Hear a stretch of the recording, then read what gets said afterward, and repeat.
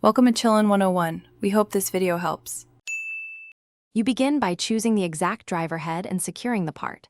Once the oil has seeped for 5-15 minutes, position the driver squarely in the screw. Apply slow, firm pressure while turning counterclockwise to break initial adhesion. This prevents cam out. If you feel slippage, stop and reseat the bit. Make sure to clamp the object so torque goes to the screw, not your hands. This combination reduces risk of stripping and starts loosening the screw effectively. Once the screw resists, increase leverage but control it to avoid sudden slips.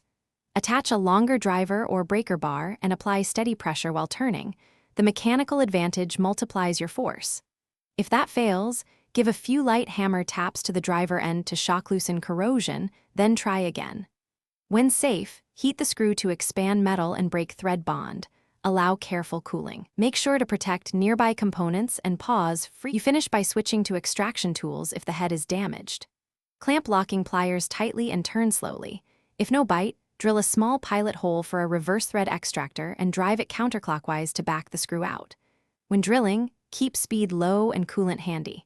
If extraction stalls, welding a nut to the head gives a fresh grip, or a left-hand drill bit can remove the screw while drilling. If things go wrong, stop and reassess to avoid permanent damage.